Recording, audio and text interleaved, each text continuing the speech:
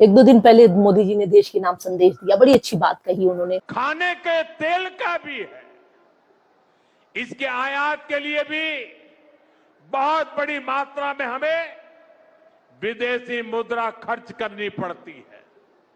हर परिवार अगर खाने के तेल में खाने का तेल का जो उपयोग करता है, अगर वो कुछ कमी करे, मैंने बार बार कहा है 10% कम करो।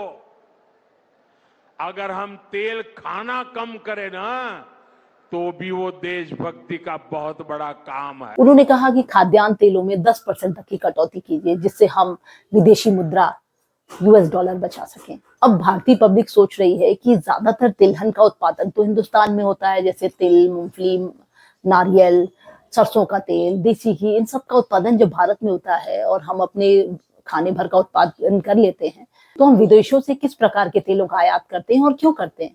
तो मैं आपको बता दूं कि 3 ऐसे तेल हैं जो खाने लायक नहीं होते, उनकी खरीदारी हर साल 1700 करोड़ लीटर हिंदुस्तान करता है, और जिसके एवज में हमारे 18 से 19 बिलियन यूएस डॉलर खर्च होते हैं।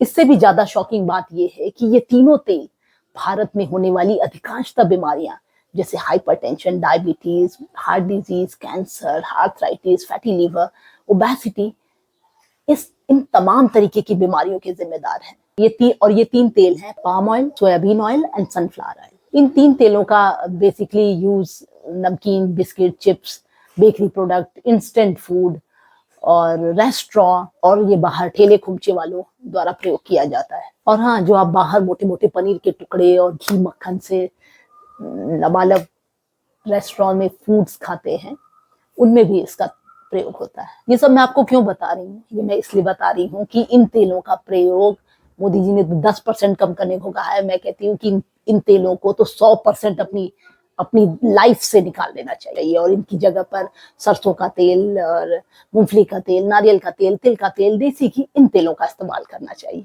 ऐसा करने से हम अपने देश के 19 बिलियन यूएस डॉलर तो बचाएंगे ही, साथ ही हम अपने परिवार को इन बड़ी भयंकर खतरनाक बीमारियों से भी बचाएंगे, जिससे हमारी बहुत बड़ी बचत होगी। Hope this help. जय हिंद।